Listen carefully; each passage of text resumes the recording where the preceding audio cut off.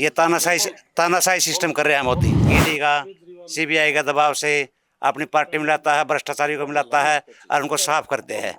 जो इसकी पार्टी में आता है वो पाक साफ हो जाता है। गुड़गांव और करनाल को छोड़ के बाकी 8 सीट कांग्रेस के गठबंधन की आएंगी। कोई विकास के नाम पे वोट मांग के दिखा दो बीजेपी वाला। बिना पर्ची बच्चों को नौकरी मिली है। क्यों ना ले, मैं सबूत दूंगा आपको सबूत दूंगा। अब इतने पैसे लेके इतने नौकरी लगाई ना, बच्चों का बिल्कुल भविष्य खराब कर दिया इस बीजेपी सरकार ने। जितना इस सरकार में बीजेपी में भ्रष्टाचार है, निचले कर्मचारी से लेकर ऊपरला तक, जमीन घोटाला, शराब घोटाला, हर चीज में घोटाला करने लग रहे हैं। इलेक्शन 1 जून को खत्म हो जाएगी। 4 जून की काउंटिंग है। इस काउंटिंग को यदि 1 साल बाद काउंटिंग कराओगे, इनका कितनी बेचैनी हो जाएगी। ये जिन बच्चों ने पेपर दे रखे, इतनी तैयारी करी, कितनी डिले कर रहे हैं। क्या कुछ रुझान है भाई साहब? पूरे तो कांग्रेस का माहौल देखा। कांग्रेस, क्या कुछ कारण है? उस कारण नु है 10 साल हो गए, थोड़ा बहुत तो बदलाव जरूरी है। कौन सी लोकसभा पड़ती है आपकी? सोनीपत लोकसभा से। सोनीपत पड़ती है। तो वहाँ से मोहनलाल बड़ौली जी बीजेपी के हैं और सतपाल ब्रह्मचारी कांग्रेस के हैं। हाँ हाँ तो कांग्रेस की तरफ आपका समर्थन है? हाँ भाई साहब। कि बीजेपी के राज में काम नहीं हुए कि आप कांग्रेस को समर्थन? काम तो हो हैं थोड़े बहुत, फिर नु बदलाव जरूरी है। 10 साल हो गए। अच्छा, तो फिर तो कांग्रेस तो इतने सालों से थी फिर। भाई साहब माम तो बालक थे उस टाइम पर, मामला तो बेरापन था। अच्छा, हाँ तो क्या कुछ मुद्दे हैं ग्रामीण क्षेत्र के सोनीपत के जिनको लेकर आप बदलाव चाहते हैं? भाई बहुत सारे हैं, गाँव में हैं, सारी सड़क टूटी पड़ी है। कौन सी लोकसभा क्षेत्र पड़ता है आपका? सोनीपत। सोनीपत। किसको वोट कर रहे हैं? कांग्रेस को। कांग्रेस को। क्या कुछ कारण है? कारण तो ये है कि भाजपा सरकार कोई काम नहीं कर रही।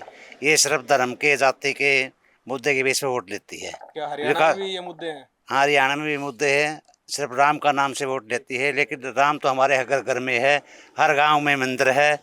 हम तो राम का नाम लेके उठते हैं, किसी मिलते तो भी राम राम करते हैं। ये राम के नाम से वोट लेना चाहती है, विकास के नाम पे वोट नहीं लेती। तो आप मोदी जी के नेतृत्व को अच्छा मानते हैं देश के लिए? नहीं, ये तानाशाही सिस्टम कर रहा है मोदी। बिल्कुल तानाशाही सिस्टम कर रहा है। किस तरह की तानाशाही? तानाशाही आपने पता है, विपक्ष को सबको, मतलब ईडी का, सीबीआई का दबाव से अपनी पार्टी में लाता है, भ्रष्टाचारियों को मिलाता है और उनको साफ करते हैं। जो इसकी पार्टी में आता है वो पाक साफ हो जाता है।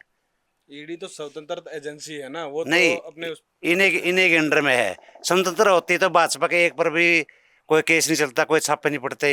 ये सिर्फ कांग्रेस वाले पे पड़ते हैं, इलेक्शन के टाइम पे पड़ते हैं। इस टाइम 2 प्रेजेंट मुख्यमंत्री जेल में डाले हैं इसने, केजरीवाल और ये इसका झारखंड का हेमंत सोरेन, जो कि गलत है। क्या सोनीपत में तो एक जातीय आधार पर भी समीकरण नहीं बैठ रहे, क्योंकि दोनों पंडित जी खड़े हुए हैं, सतपाल ब्रह्मचारी जी और मोहनलाल बड़ौली जी। तो आप कांग्रेस के समर्थन में हैं फिलहाल, जो हैं यहाँ से सतपाल ब्रह्मचारी जी, उनसे क्या कुछ उम्मीदें कर रहे हैं आप? हम हरियाणा के विकास के मुद्दे पर वोट देंगे। अच्छा, तो बीजेपी हमेशा इस बात पर ताल ठोकती है कि हम हरियाणा को विकसित कर रहे हैं। नहीं, हरियाणा को विकसित नहीं कर रहे हैं, न कोई रोजगार दे रहे हैं, महंगाई बढ़ती। ये तो है कि ग्रुप डी में इतनी सारी भर्तियां हुई बच्चों की, रोड इतने अच्छे बने हैं। ग्रुप डी की भर्ती निकाली है 5 साल में, वो भी पूरी नहीं निकाली, वो भी सी ग्रुप से पहले निकाल दी। ये मनोहर लाल जी कह रहे थे उस टाइम, जो पहले मुख्यमंत्री थे, पूर्व मुख्यमंत्री मनोहर लाल खट्टर, हम सी ग्रुप की पहले भर्ती निकालेंगे, लेकिन इन्हें डी की पहले निकाल दी। ये बाकी सी की निकालेंगे, डी वाले छोड़ के फिर सी में जाएंगे। ये सिर्फ नहीं, राजनीति के वोट लेने के लिए इन्हें सी की जल्दबाजी में निकाली है। हरियाणा में कितनी सीटें? हरियाणा में 8 सीटें आएंगी जी। किसकी? कांग्रेस की। कौन कौन सी?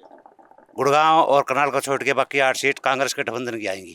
करनाल सीट के बारे में आप इतने आश्वस्त कैसे नजर आ रहे हैं कि बीजेपी जीतेगी? क्योंकि वहाँ पर एंटी बीजेपी वोट 2 जगह बट रहा है, मराठा में और दिवानसी बोधीराजा में। इस वजह से और मोदी के नाम से, धर्म के नाम से जीतेंगे। और बाकी खट्टर ने कोई विकास कार्य नहीं करे, आप घर घर हाथ जोड़ते फिर रहे हैं। यदि खट्टर साहब ने विकास कार्य करे होते, हाईकमान इसको नहीं हटाती मुख्यमंत्री पद से। आगे आने वाली हरियाणा में कांग्रेस की सरकार बनेगी, इसी वजह से यहाँ पर लहर कांग्रेस की है। हाँ, कोई राष्ट्रीय मुद्दा नहीं है। जो इन्हें मुद्दे चलाने की कोशिश करी थी, राम का, भ्रष्टाचार का, वो सब फैल है, कोई मुद्दा नहीं है। इस सरकार ने, बीजेपी ने जितना भ्रष्टाचार मचाया है, किसी भी सरकार ने नहीं मचाया। ये सरपंच ने पीटे हैं, आंगनबाड़ी ने पीटे हैं, और हर कर्मचारी तंग है इनसे, हर कर्मचारी। और मानदेय बढ़ाया तो है सरपंचों का? मानदेय क्या बढ़ाया कि 1500 रुपये हम बढ़ा देंगे? नहीं भैया, जो एक बताओ, जो काम है ग्राउंड लेवल पे काम होना है, गांव का काम है, वो तो सरपंच को पता है। सरकार को थोड़ा पता है, ये टेंडरिंग ला दी, फलानी ला दी, दिगड़ी कर दी, लठ भी मारे हैं, काम नहीं करने तो फिर ये इससे अच्छा तो वोटें ना डलवाओ, सरपंच क्यों बनाओ।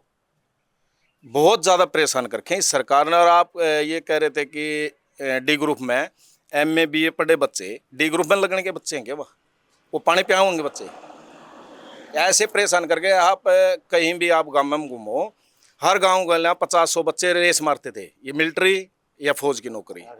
अब क्या कर दिया ना, अग्निवीर ला दी, बच्चों का बिल्कुल भविष्य खराब कर दिया इस बीजेपी सरकार ने। बीजेपी के नेताओं का कहना है कि अग्निवीर की 4 साल की नौकरी करने के बाद बच्चों में राष्ट्रवाद की भावना होगी, उनमें एक स्किल होगा, क्राइम बढ़ेगा उससे ज्यादा, बेरोजगारी बहुत ज्यादा बढ़ेगी। ये कितने नौजवान बच्चे बैठे हैं बता दो। पर इनमें 4 साल नौकरी करने के बाद कार्य कुशलता आएगी तो भाई साहब रिश्ते भी कोनी होंगे, रिश्ता करने वाला मैंने देखा है, लग रहा है कि को लड़का वो क्यों रिश्ता करेगा। बेरोजगारी इतने कर दी, रांडे बहुत गांव में बना दिए इन्हें। वो तो पेंशन बंधवा दी ना खट्टर जी ने। क्या कर दी वो खुद की बांध ली उसने, खुद की बांध ली। जितना इस सरकार में बीजेपी में भ्रष्टाचार है, निचले कर्मचारी से लेकर ऊपरला तक, इनके MLA भी सब बिकाऊ हैं। एक भी आदमी अगर जो बीजेपी का एक भी इनका MLA से पूछ लो, ये कह दे कुछ भी है हाँ अच्छा का हाँ, जो ऐसे ऊपरला बोलते हैं नू ये बोल रहा है, सांस नहीं काट दें कोसा भी। बहुत तंग करके इनने, ठीक है। किसान भी मजदूर भी हर आदमी सर्व ये जातिवाद पे ही इलेक्शन लड़ते हैं। कोई विकास के नाम पे वोट मांग के दिखा दो बीजेपी वाला। हरियाणा में एक चीज की बात चर्चा की जाती है अक्सर कि बिना खर्ची बिना पर्ची बच्चों को नौकरी मिली है। क्यों ना ले, मैं सबूत दूंगा आपको सबूत दूंगा। अब इतने पैसे लेके इतने नौकरी लगाई इनने, जमीन घोटाला, शराब घोटाला, हर चीज में घोटाला करने लग रहे हैं। खूब भ्रष्टाचार मचा रखे इस सरकार ने, इससे ज्यादा कोई भ्रष्टाचार नहीं बचा। आप ये कह रहे हो नहीं नो बिना पर्ची बिना खर्ची, अब बिना भर्ती, ये भर्ती भी नहीं कर रहे। पीछे HSSG के चेयरमैन के ऑफिस में पंचकूला कितने करोड़ रुपए पकड़े गए थे, पीछे रिश्वत के पकड़े गए। अच्छा। कितने करोड़ रुपए पकड़े गए थे, ये भर्ती भी निकाल रहे। HTET के CTET के पेपर ले हुए हैं, कितने दिन हो गए पेपर लिए, 56-57 डी इसके वो भर्ती रिजल्ट रोके कितने दिन हो गए, पेपर ले कितने दिन हो गए। अभी इलेक्शन 1 जून को ख़त्म हो जाएगी, 4 जून की काउंटिंग है। इस काउंटिंग को यदि 1 साल बाद काउंटिंग कराओगे, इनका कितनी बेचैनी हो जाएगी। ये जिन बच्चों ने पेपर दे रखे हैं, इतनी तैयारी करी, उसके माँ बाप ने कितनी उम्मीद है, कितना खर्चा करा क्या है और कितने डिले कर रहे हैं ये।